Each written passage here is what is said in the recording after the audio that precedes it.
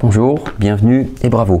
Alors bienvenue parce que la moindre des choses sur une formation en ligne, c'est de créer un environnement convivial. Moi, ce que je reproche souvent aux formations en ligne, c'est qu'elles sont un petit peu arides, aseptisées, par opposition en fait aux formations présentielles où il y a un vrai contact pour le coup humain. Donc c'est important, je pense, de créer ce climat convivial. Et bonjour, bienvenue, bravo, bravo. Parce que je pense qu'aujourd'hui, pour s'engager lorsqu'on est un non-technicien, qu'on n'est pas data scientist, qu'on n'a pas un doctorat en statistique, dans une formation sur l'intelligence artificielle, ça suppose un certain nombre de courage. Pas forcément un courage en fait incroyable, mais ça demande un vrai courage et puis une vraie prise de risque. C'est un petit peu comme la prise de risque que j'ai pris moi en 95-96, mais en même temps j'étais jeune, j'étais bête et je n'avais rien à perdre. Lorsque je me suis dit, tiens, je vais miser mon début de carrière professionnelle sur Internet, ce truc qui a l'air d'avoir un sacré potentiel, mais auquel quasiment personne ne croit. Lorsque je parlais d'Internet à l'époque et de l'e-commerce et de la société qui allait peut-être émerger et de la société digitale qui allait émerger, les gens me regardaient parce que c'était technique, donc forcément ils me respectaient, puis ils ne se sentaient pas la légitimité pour m'interrompre ou me contester. En revanche, ils étaient plus que dubitatifs.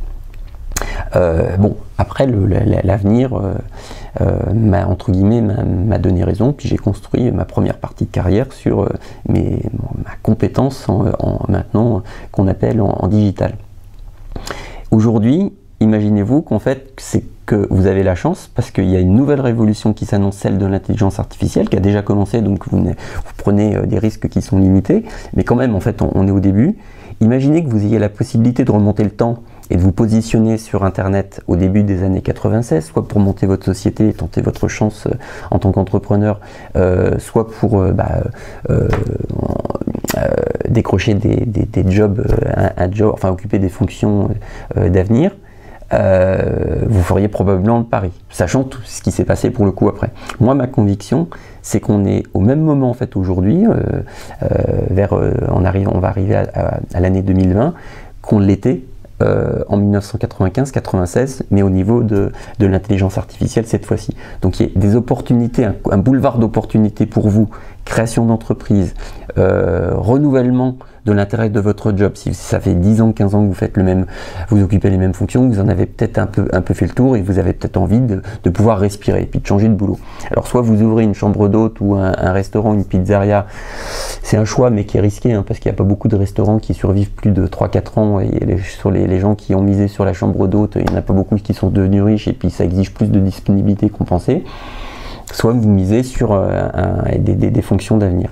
Regardez les salaires qui sont offerts, alors plutôt aux scientifiques, aux ingénieurs qui travaillent dans l'intelligence artificielle, au bout de 2-3 ans, si vous êtes ingénieur et que vous avez une expérience en machine learning ou en deep learning, les formes modernes de l'intelligence artificielle, vous pouvez négocier des tarifs, même si vous n'êtes pas ultra brillant, un salaire en fait à 80-90 K.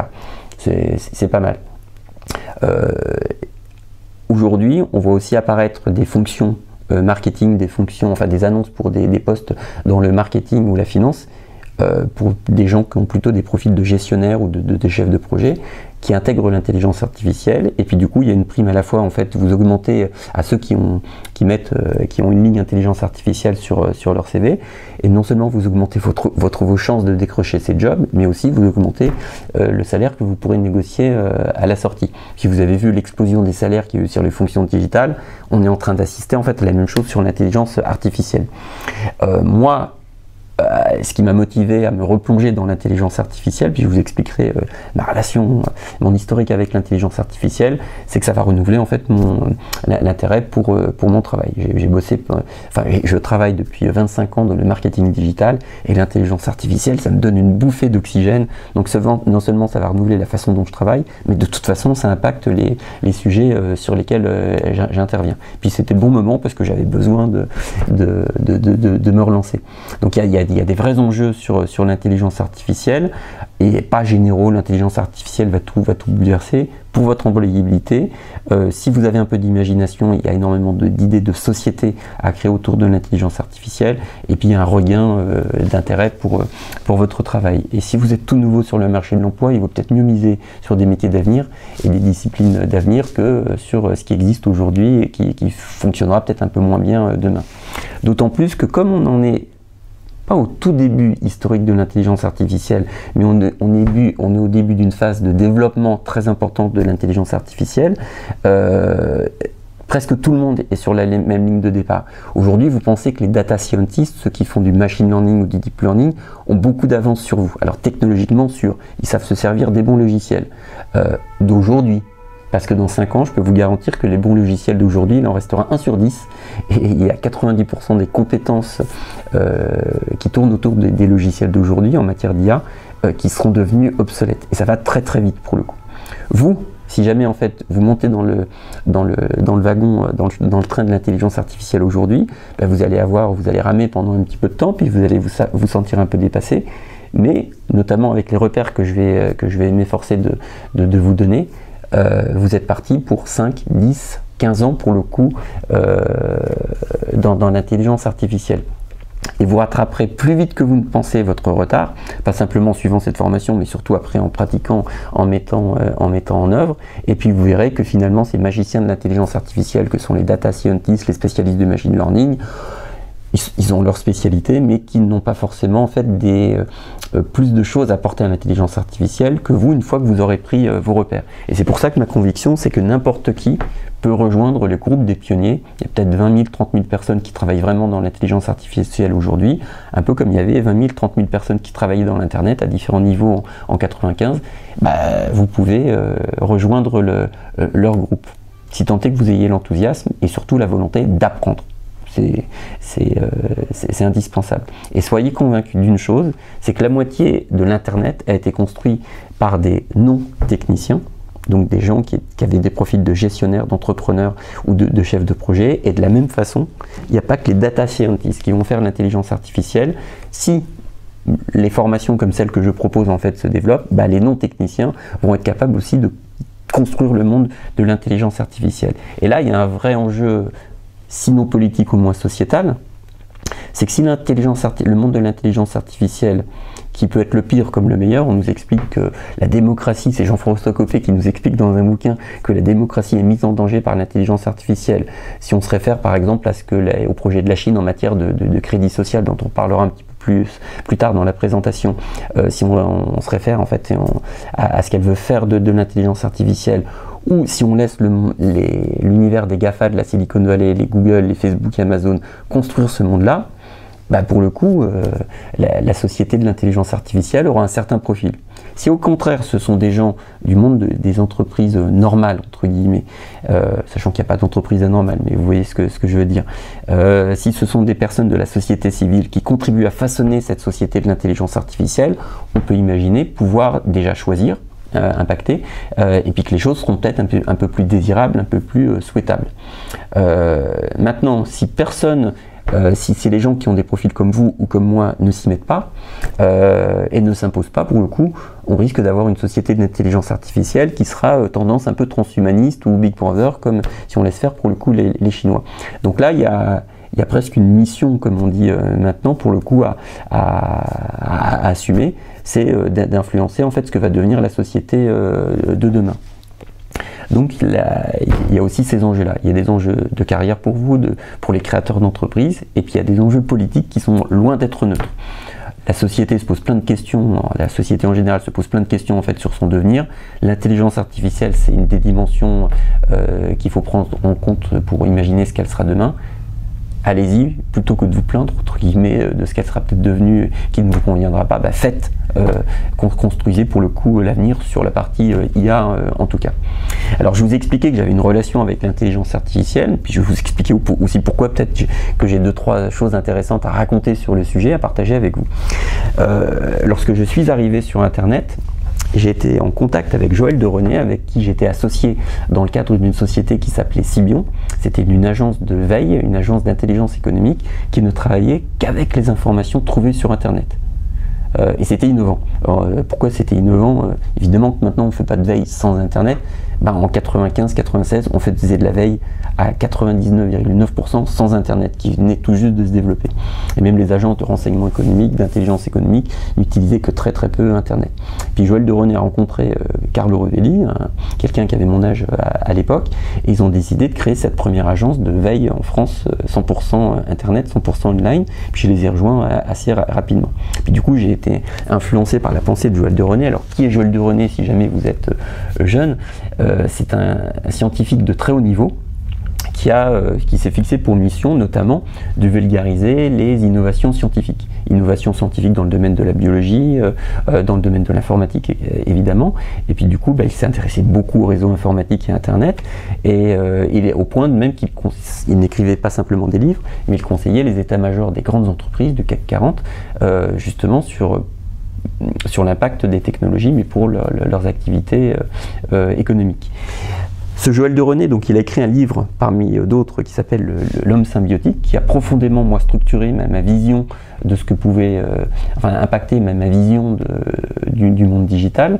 Et il prédisait à l'époque qu'avec ces réseaux qui allaient relier les hommes entre eux, les hommes avec les bases de données, les hommes avec les agents intelligents, l'intelligence artificielle, des systèmes d'intelligence artificielle, on allait assister à l'émergence d'un macro-organisme au niveau mondial, en fait, qui ferait collaborer toutes ces entités, qui s'appellerait le macroscope.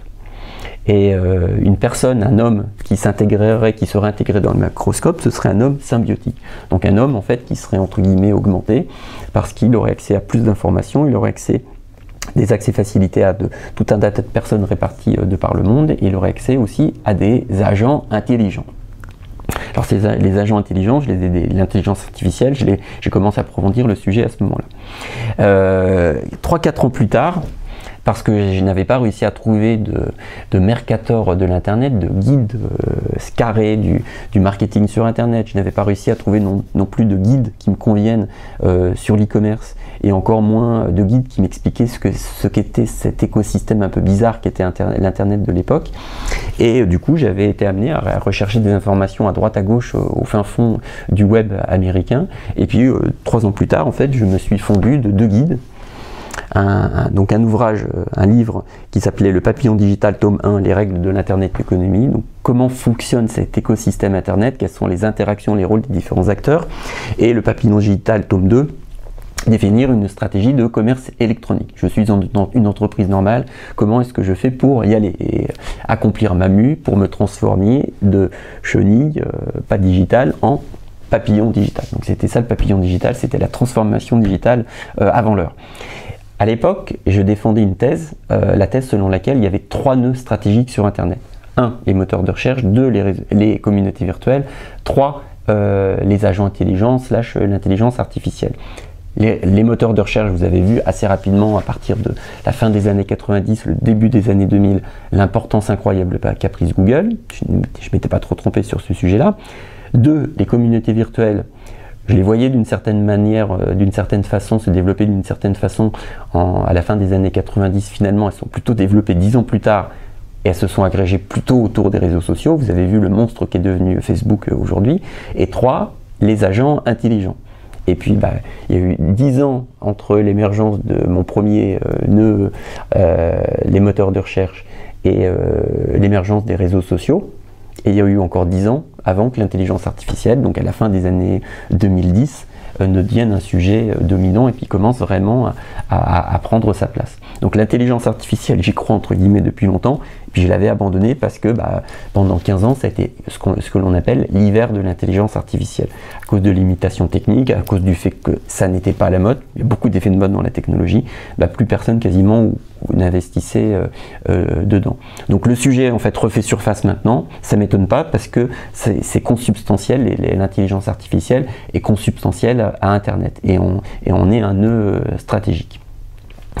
Ceci étant, entre l'intelligence artificielle telle que je l'avais imaginée, comprise, dans laquelle je m'étais projeté, les modèles que j'avais créés à l'époque, dans le papillon digital et ce qu'est l'intelligence artificielle aujourd'hui, il y a énormément de relations, mais il y a énormément de différences aussi.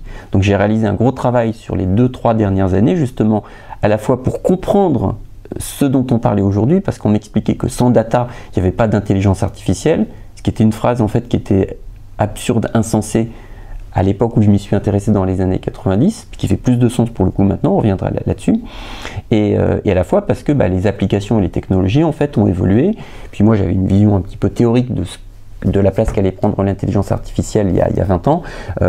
Aujourd'hui, pour le coup, je la raccroche à des choses beaucoup plus concrètes. Donc cette formation, c'est à la fois en fait l'aboutissement d'une réflexion qui est déjà ancienne, et la mise au goût du jour, et puis aussi l'intégration d'une dimension que j'ai apprise lorsque j'ai fait de la formation, c'est que les gens veulent bien que je les fasse rêver en leur parlant du potentiel des technologies, mais surtout ils préfèrent en fait avoir des méthodes concrètes pour lorsqu'ils rentrent le lendemain matin dans leur entreprise, ils puissent déployer des projets concrets.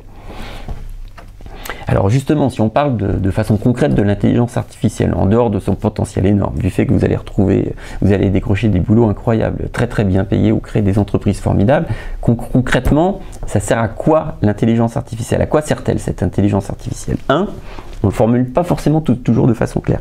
L'intelligence artificielle nous permet d'accomplir plus rapidement des tâches. Donc par exemple, un truc très très bête, je tourne cette vidéo de formation et normalement,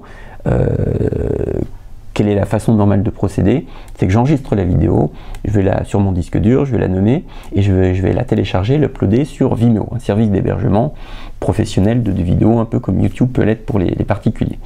Ça ne me prend pas beaucoup de temps, ça me prend juste 10 minutes. Je stocke le fichier, je copie-colle, je renomme la vidéo, je me connecte sur mon compte, je clique là, et là, et là, et là, et là sur le service, j'ai 12 clics pour arriver à télécharger ma vidéo et vérifier que ça s'est bien passé. Il y a un système qui me permet de demander à un agent, un petit automate, un robot, de faire cela à ma place. J'enregistre la vidéo dans un répertoire précis de mon ordinateur, immédiatement c'est le robot qui se charge de l'uploader.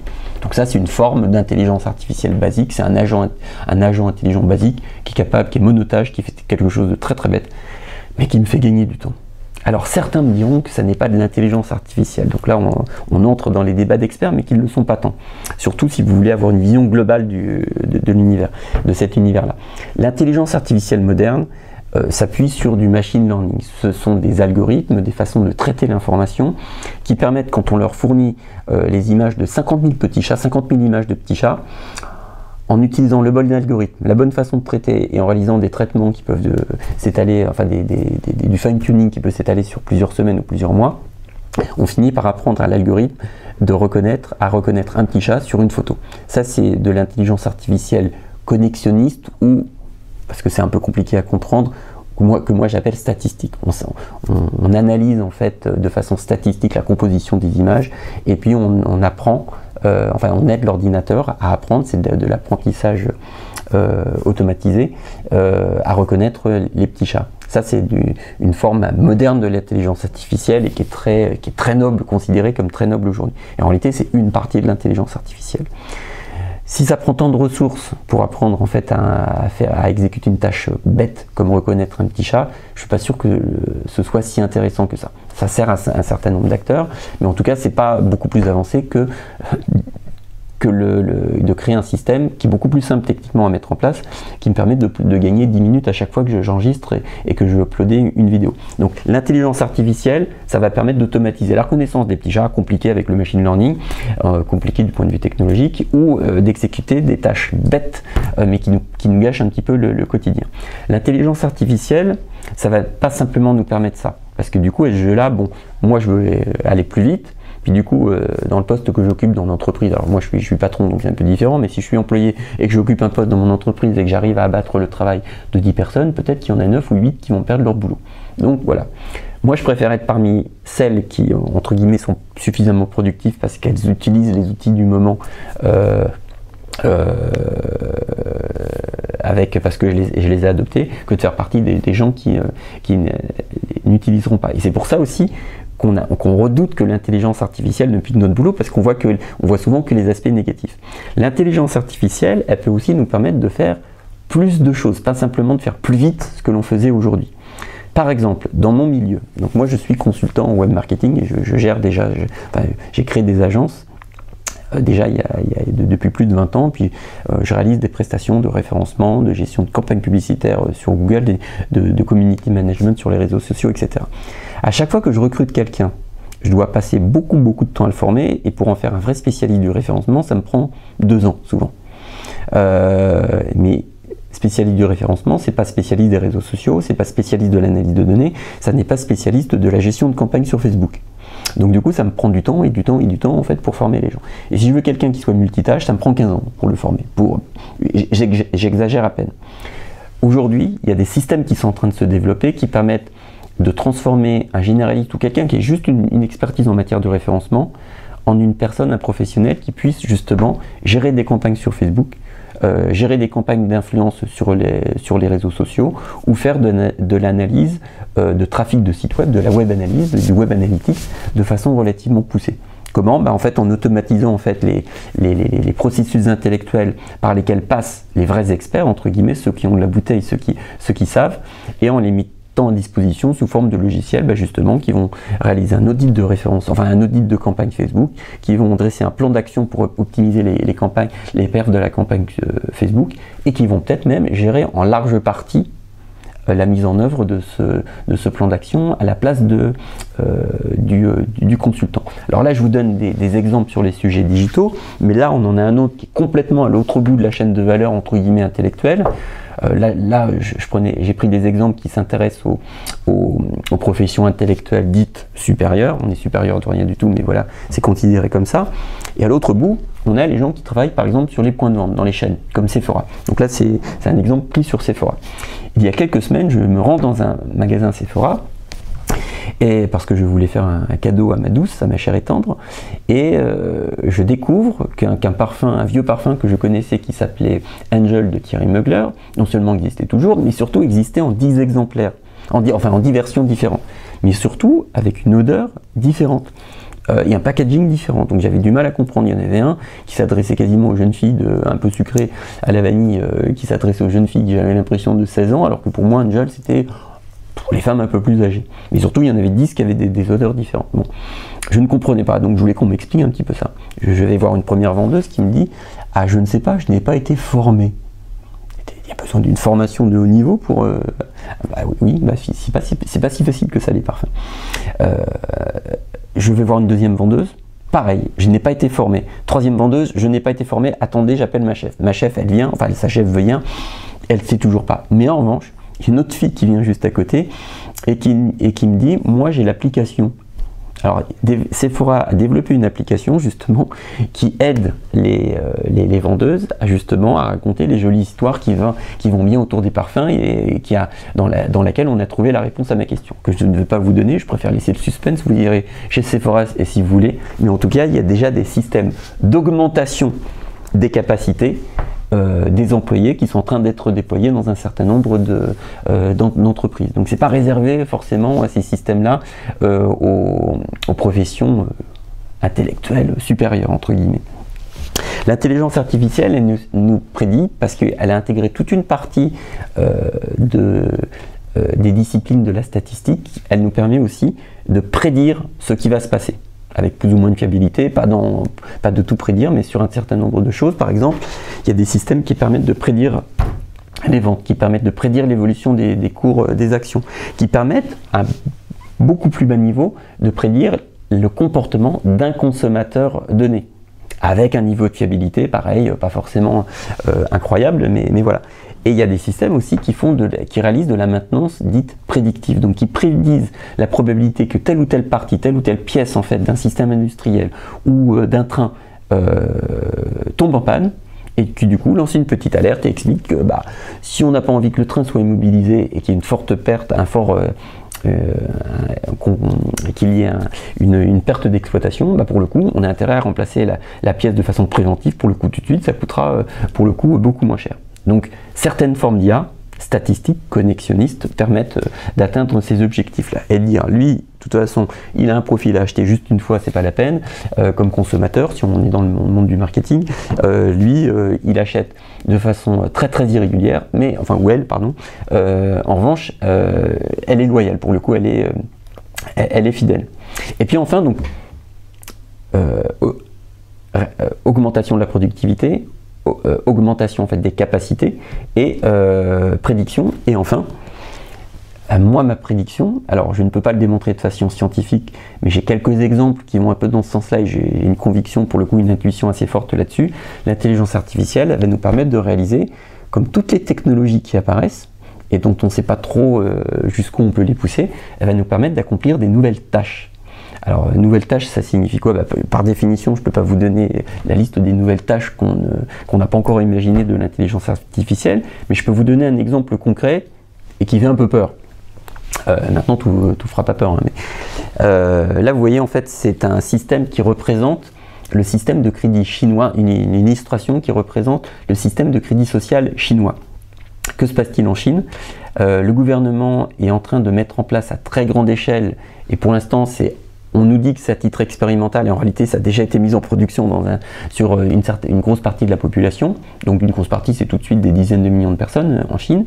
On accorde en fait des notes, une espèce de note moyenne, comme on voit dans Black Mirror, qui est publique, enfin que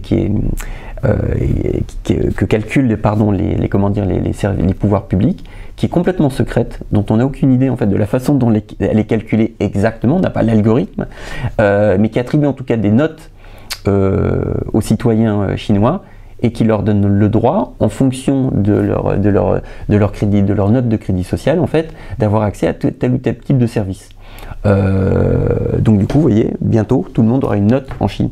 Sachant que c'est déjà en prod, même si le gouvernement dit chinois, dès que c'est en phase d'expérimentation, en réalité, c'est déjà en production pour un certain nombre de personnes. Alors, comment fonctionne ce système-là, puis quelles seront les conséquences? Alors, les conséquences, c'est qu'en fonction de la note que vous aurez, vous aurez le droit, par exemple, de voyager à l'étranger ou pas, lorsque vous êtes chinois. Vous aurez le droit d'avoir accès aux hôtels de luxe. Alors, ce n'est pas forcément moi le truc qui me gênerait beaucoup de ne pas avoir accès en fait à un 5 étoiles ou un 4 étoiles ou un palace. Mais tiens, tes enfants, ils auront le droit en fait d'être admis dans telle ou telle université, d'avoir le droit à une bourse ou pas. Pour le Nouvel An chinois, tu as besoin de traverser en fait toute la Chine pour aller voir tes parents. Tu prends quoi? Tu prends pas l'omnibus, mais le train express qui va mettre entre 1 journée et 2 journées et demie pour arriver chez toi. La Chine, c'est quand même mine de rien relativement grand. Ou tu vas avoir le droit de prendre un avion ou un train à grande vitesse. Et bien, suivant ta note, tu auras le droit de prendre les trains à grande vitesse ou les avions ou pas. Et tu passeras 1 journée et demie à l'aller pour aller voir ta famille au Nouvel An chinois et 1 journée et demie retour, ou alors 4 heures. Vous voyez, c'est pas complètement neutre, même si ça paraît anecdotique quand on vit dans un petit pays comme la France. Et alors, comment va être alimenté le système? À base d'entrées qu'ils appellent traditionnelles, donc en gros, tes habitudes de rembourser ou pas tes crédits, ton niveau de revenu, le fait en fait que tu paies les amendes, déjà que tu es condamné ou pas et que tu aies réglé tes amendes ou pas, mais aussi il y a d'autres informations dites sociales en fait qui vont être rentrées, par exemple ton engagement dans les œuvres caritatives, est-ce que tu appartiens à une association, surtout est-ce que tu appartiens au parti communiste, est-ce que tu as fait un don à une association ou pas, ou est-ce qu'au contraire en fait tu grilles les feux rouges relativement régulièrement ou tu fraudes dans les transports en commun.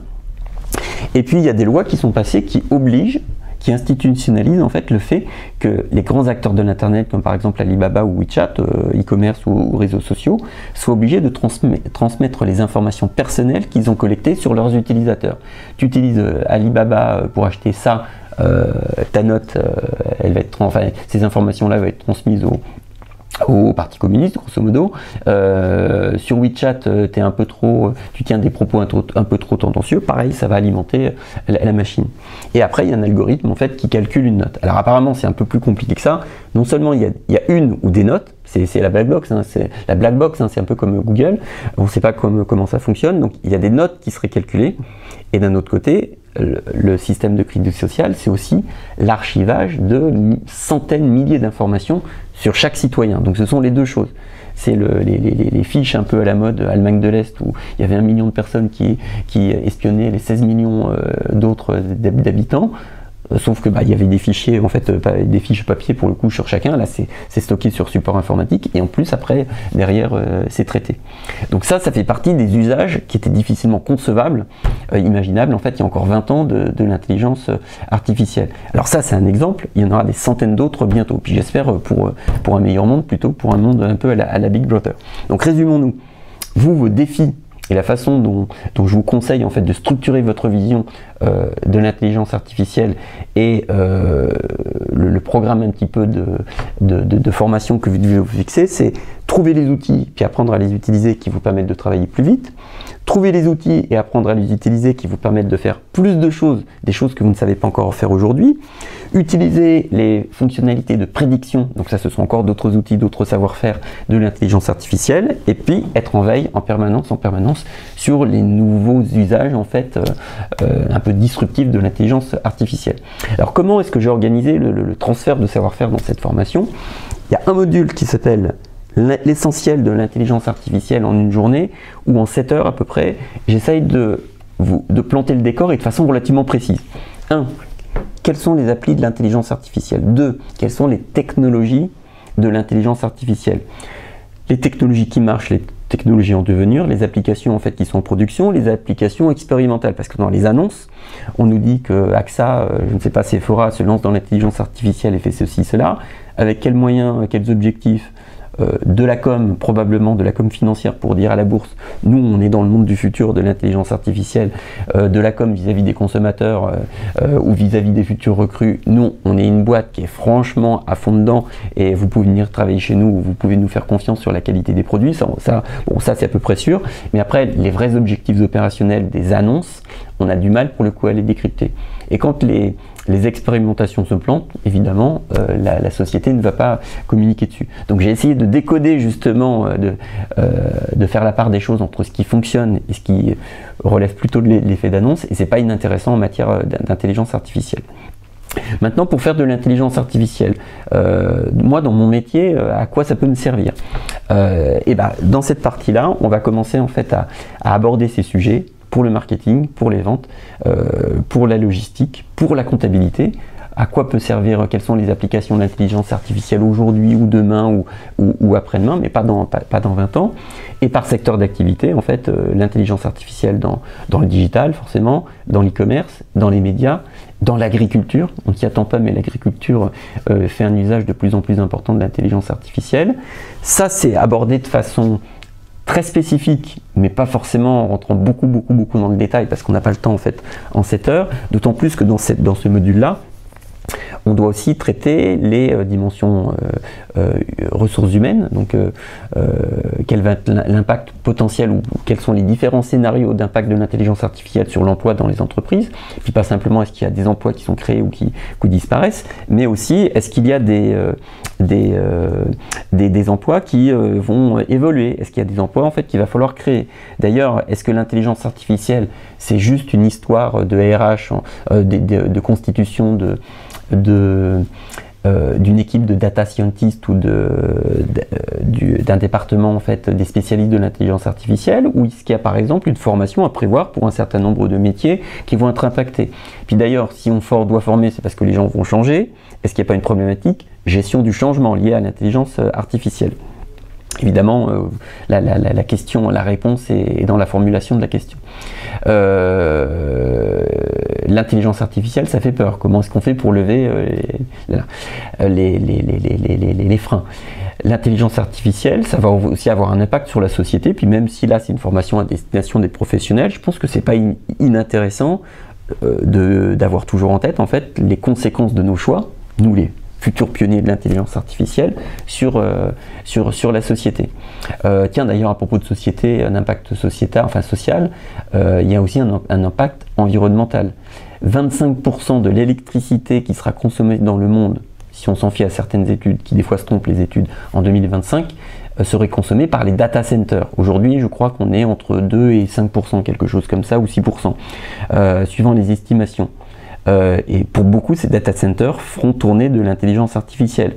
Est-ce qu'il n'y a pas aussi une réflexion à avoir pour le coup en la matière? Donc ça, c'est 7 heures d'introduction. Ensuite, plus de détails sur les applications par métier. Donc ça, c'est un autre module, marketing, vente, compta, etc.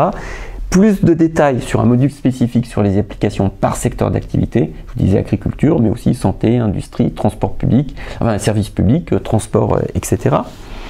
Un module sur les technologies, parce que ce qui fait peur dans l'intelligence artificielle, c'est qu'on a du mal à imaginer la façon dont elle fonctionne, les algorithmes, les fameux algorithmes d'intelligence artificielle, ce sur quoi ils reposent.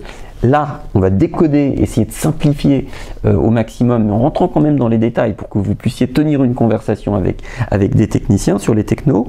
Alors là, on a les technologies de l'intelligence artificielle, les grandes familles d'approches techniques, et ensuite, on parlera concrètement des vrais outils. Alors les outils, ce seront peut-être des logiciels qui seront utilisés par les data scientists, donc probablement par vous, mais il y a aussi des outils en libre service sur Internet qui sont accessibles à des gens comme vous et moi, qui ne sommes pas des techniciens chevronnés, mais en revanche qui n'avons pas des versions particulières vis-à-vis de la technique.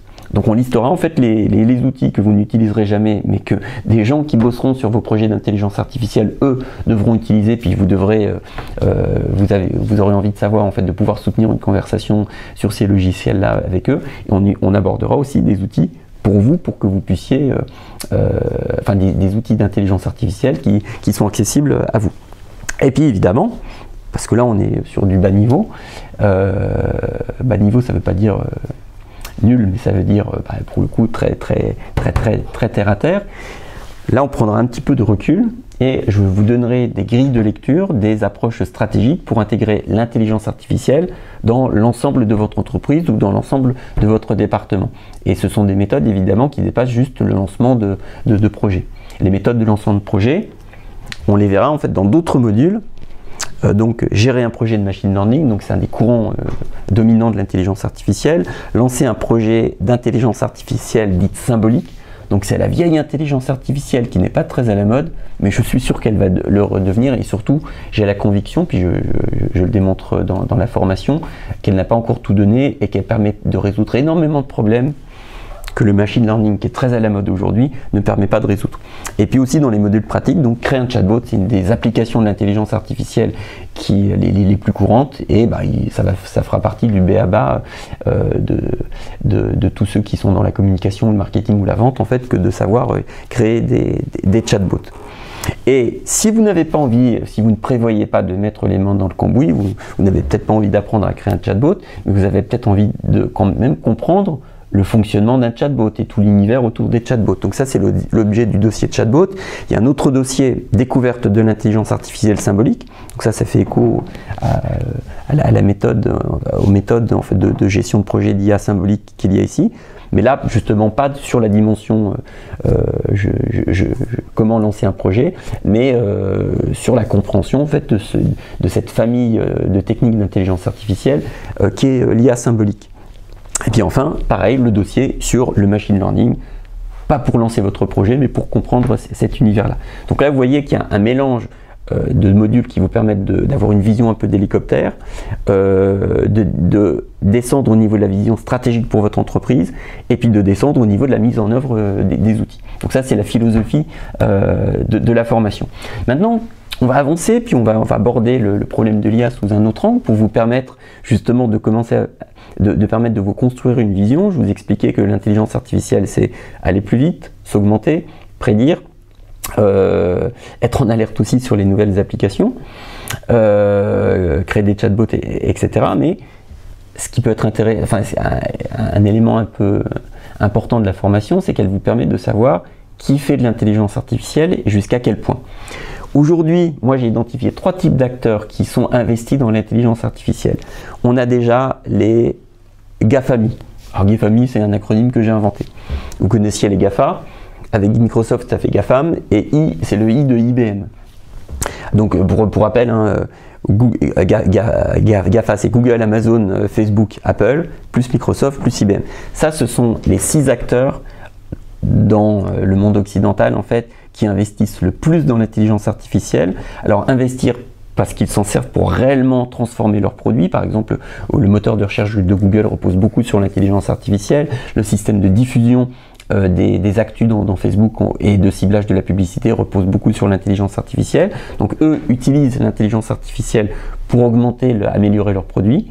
Mais par exemple, dans le cas de Google ou de Microsoft, ils vous vendent aussi des pelles et des pioches pour mettre en place vos propres systèmes.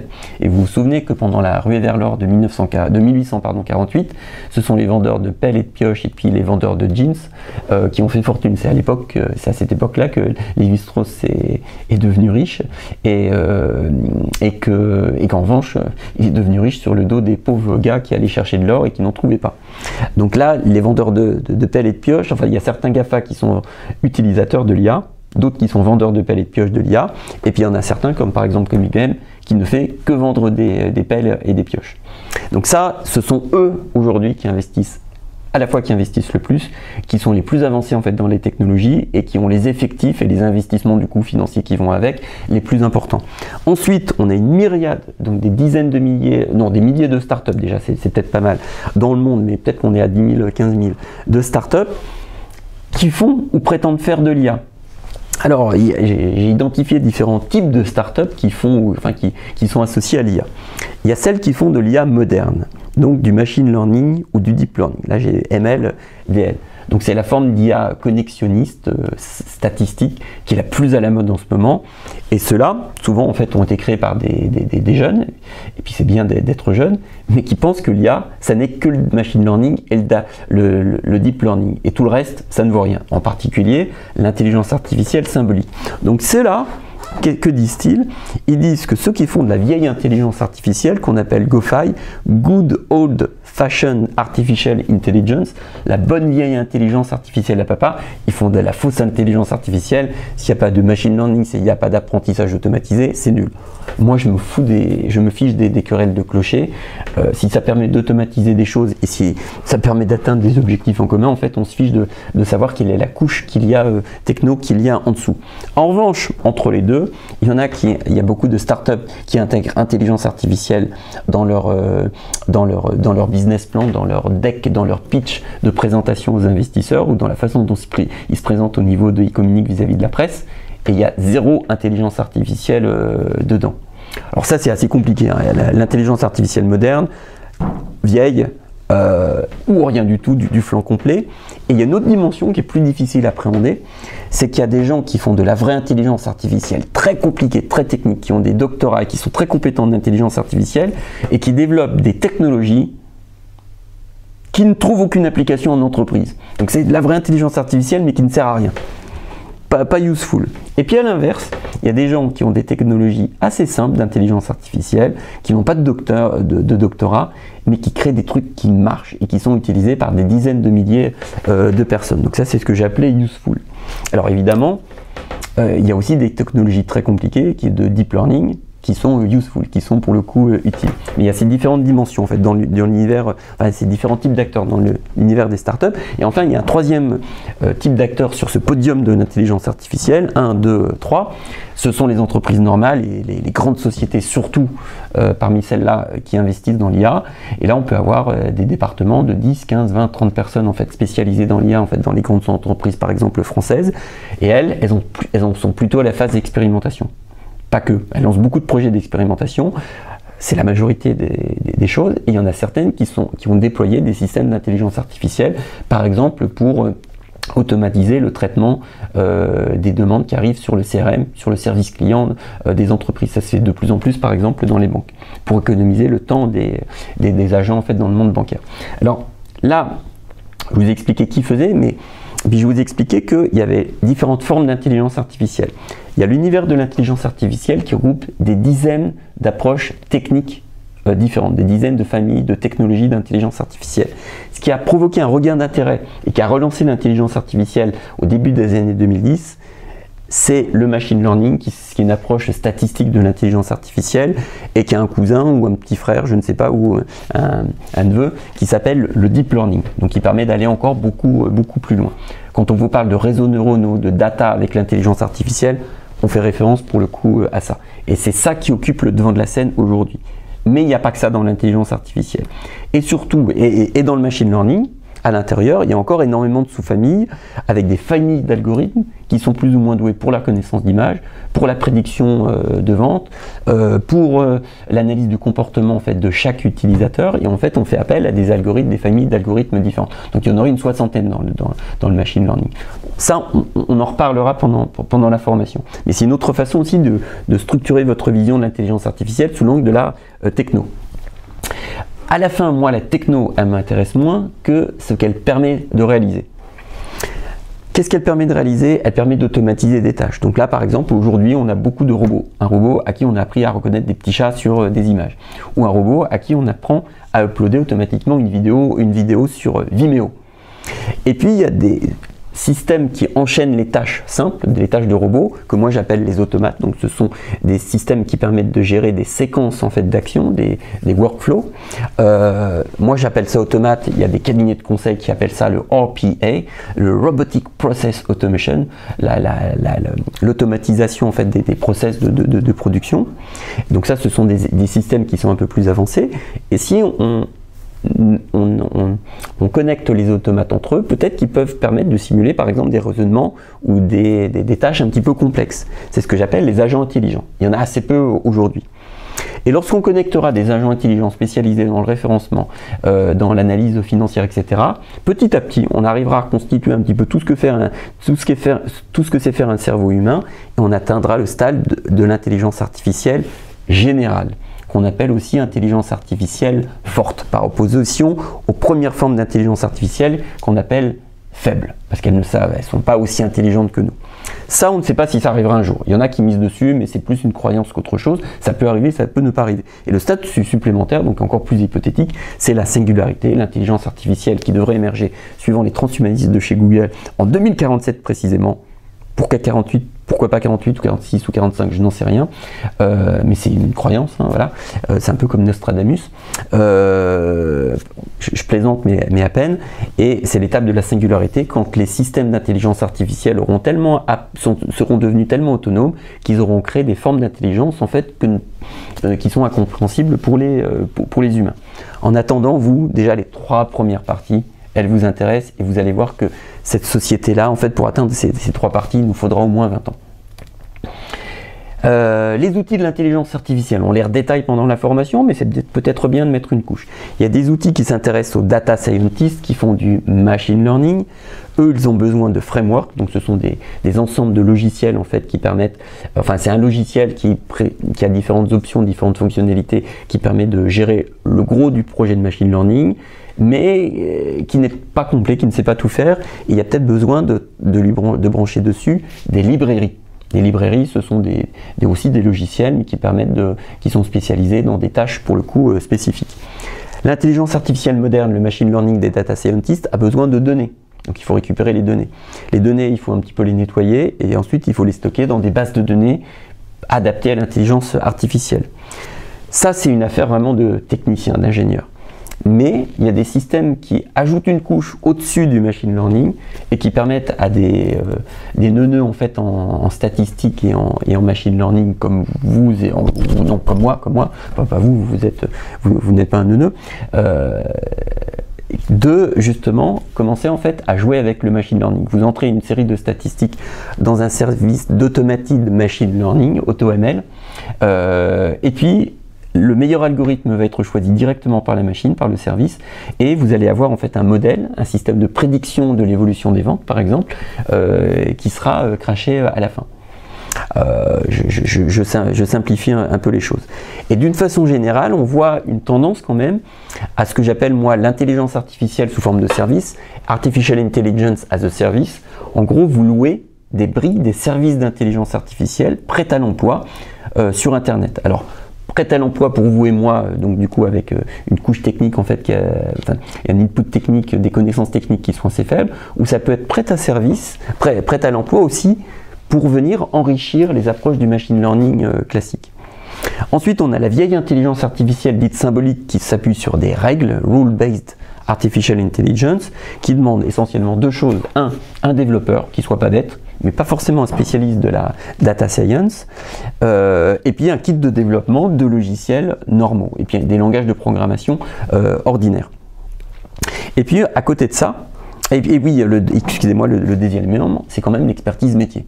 Il faut qu'il y ait une personne qui ait du savoir-faire, qui soit capable de le modéliser, fût-ce avec l'aide en fait, d'un spécialiste de l'intelligence artificielle, pour qu'on puisse le rentrer dans la machine. Donc par exemple, il a fallu qu'il y ait des gens spécialistes dans le domaine de la parfumerie qui enrichissent le système d'assistance de Sephora.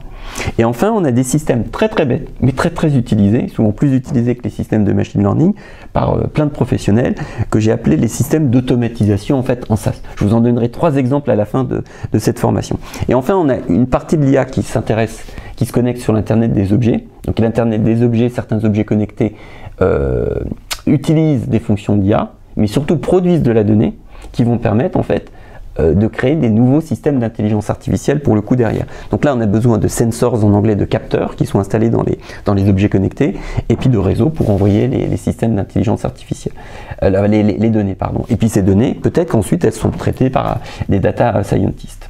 Alors là, on est bien détendu dans la technique. Je reprends un peu de recul, c'est un peu le jeu de la formation. Et je vais vous expliquer la façon dont moi, je me projette dans l'avenir, dans l'évolution de l'intelligence artificielle. Et en repartant de choses qui sont déconnectées de l'intelligence artificielle, mais très très connectées à l'organisation des entreprises. Lorsque j'ai lancé ma première agence de référencement, un de nos gros avantages, c'est que j'avais modélisé la façon dont je réfléchissais. Donc qu'avais-je fait? J'ai simplement, là où à une époque où les agences de référencement, il y avait beaucoup au doigt mouillé, tiens, je vois un site, j'analyse globalement la situation, puis je fais 3 recommandations à mon client, ça marche pas. Si je suis mauvais, ça marche pas. Si je suis un peu meilleur, il y a des chances que ça fonctionne, mais ça allait beaucoup à l'intuition. Lorsque j'ai recruté des personnes, je pouvais pas me permettre en fait de leur confier des clients et que ça fonctionne ou pas. Il fallait que ça fonctionne en fait à tous les coups. Donc j'ai détaillé la méthode, le processus intellectuel par lequel je passais.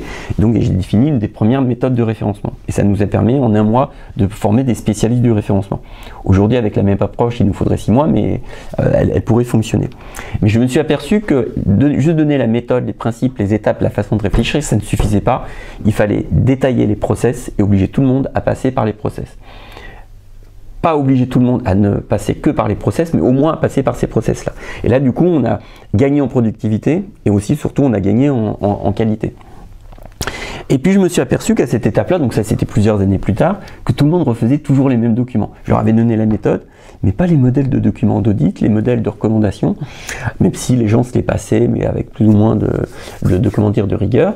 Et donc du coup on est passé à l'étape des modèles, des templates. Donc en gros on a rédigé un très beau modèle d'audit de référencement, un très beau modèle de recommandation de référencement, un modèle de suivi, de reporting du référencement naturel dans le temps.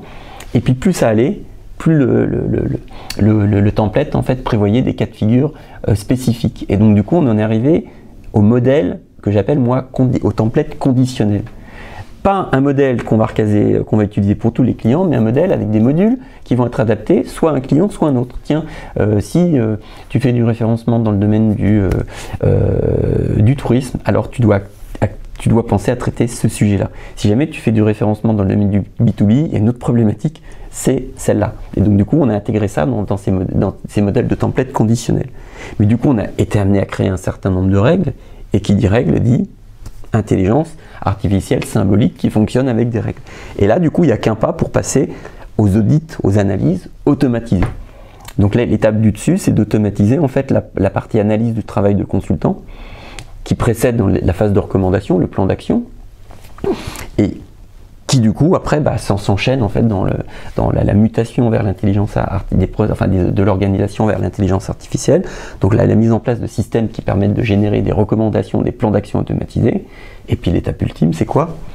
C'est que les actions soient en large partie ou en totalité réalisées par les agents intelligents, par l'intelligence artificielle.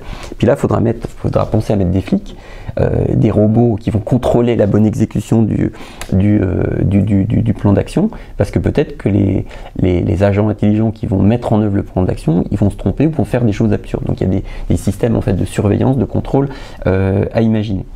Si vous vous accrochez à ça, cher pionnier, mais qui allez peut-être emprunter des sentiers en fait, qui seront des impasses, si vous vous accrochez en fait à ce processus, en fait, à cette façon de modéliser l'organisation, la mutation d'une organisation et son intégration de l'intelligence artificielle, vous pouvez arriver à vous abstraire, à vous rendre indépendant des effets de mode.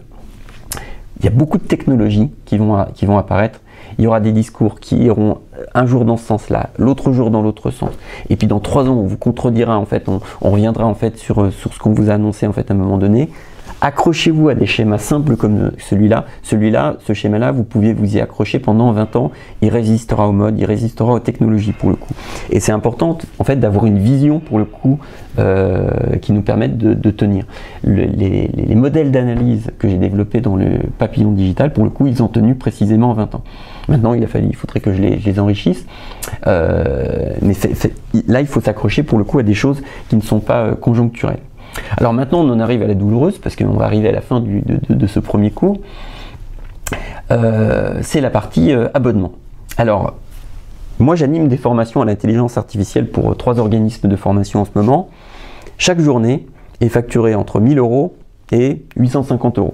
Puis si c'est 2 journées, c'est 1 700 € de 1 000 €, et puis vous faites le calcul.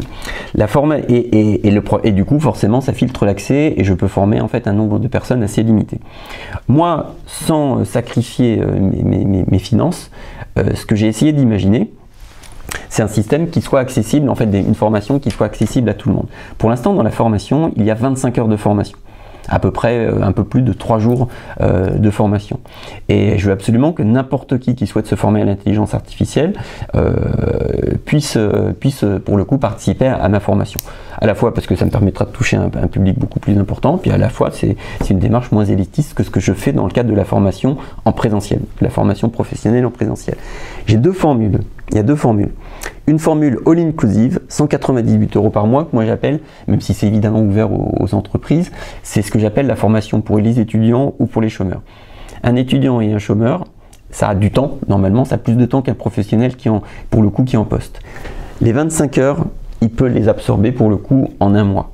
Donc il aura accès en fait au même contenu que celui auquel ont accès les professionnels qui s'abonnent sur une plus longue durée, mais lui, je mise sur le fait qu'il va pouvoir en fait le digérer et suivre tous les cours en fait en 1 mois, et donc du coup il reste abonné 1 mois pour avoir la base pour le coup, et il aura accès pour le coup à toute la formation.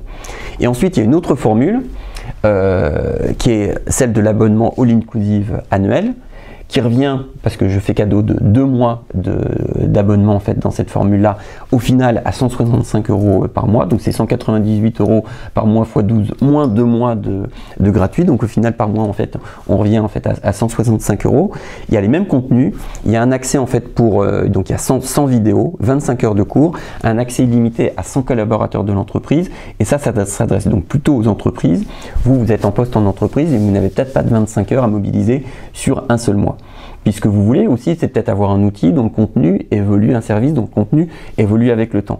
Et évidemment, tous les mois, je vais devoir ajouter sinon des dizaines d'heures au moins entre 1 journée et 2 journées de cours supplémentaires pour présenter les nouveaux outils, les nouvelles approches, les retours d'expérience, les études de cas, les best practices, etc.